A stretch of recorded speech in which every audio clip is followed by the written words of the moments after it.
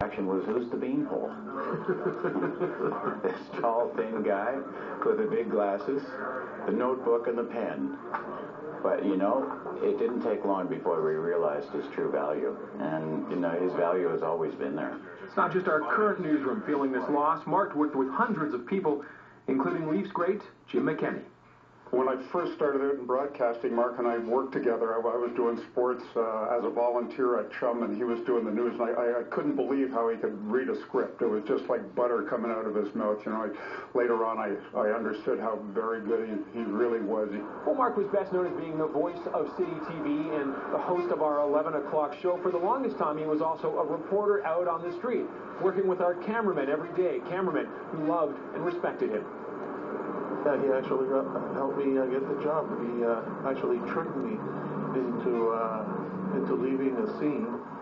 Pedro Zaquet doesn't regret getting beat to the store nearly a quarter century ago. He landed the job here, and a friendship with Mark that grew stronger, especially when Pedro found himself fighting stomach cancer at the same time as Mark's first battle with cancer.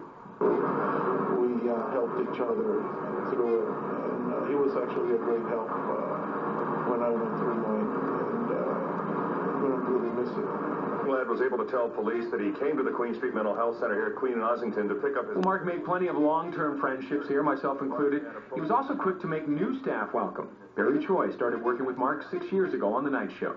It's like I remember he used to drive me home every single night because I lived out the way, and he became my wedding just past June, you know.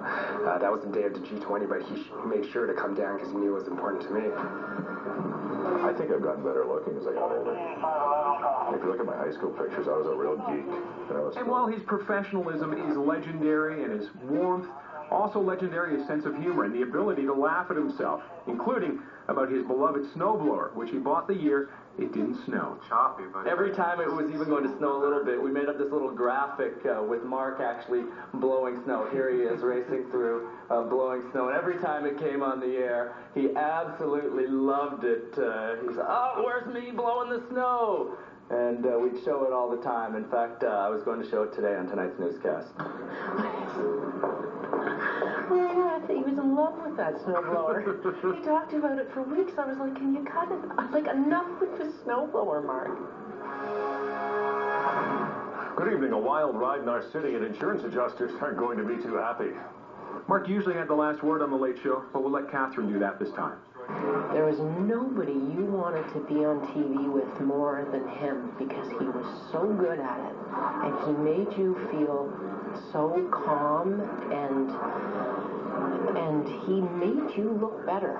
I wouldn't be where I am without Mark Dailey.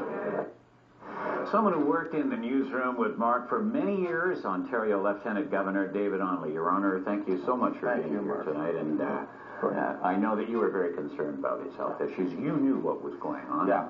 Yes. And now that he has passed, what are your reflections? Well, first of all, my condolences to Kim and to the entire family. We were up in Sudbury earlier this afternoon when we heard the word, but I remember Mark's sense of humor.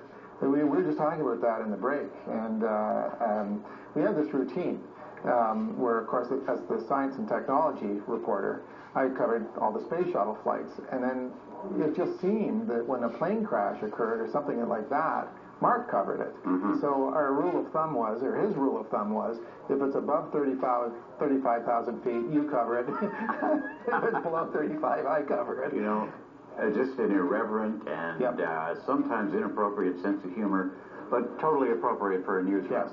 Because newsrooms, you know, are dark places sometimes. Yeah, you have to cope with an awful lot. And what he did for prostate cancer, I think, is huge. Huh? I reflected back on that when I was reading through on the City TV website on the drive-in, that I ended up getting my first prostate test after Mark was going through his process, because he came up to me and said, "So, have you had a test?" And I went, "No." And I don't know how many men are out there now who, went through that same thinking process because he was so public about it and so affirmative about it. I know you've got a jam-packed schedule, and you beat it down here in record time just so you could share a few memories with us. And thank you so much for doing that. You're very welcome, It's always been a pleasure to work with you and to see you again. Thank you so much. Thank you. All right. Thank you, Gord. Like any devastating loss, it's going to take a while for this one to sink in. We've already heard from many of you by phone and email expressing condolences. We thank you so much. And in the days and weeks ahead, we'll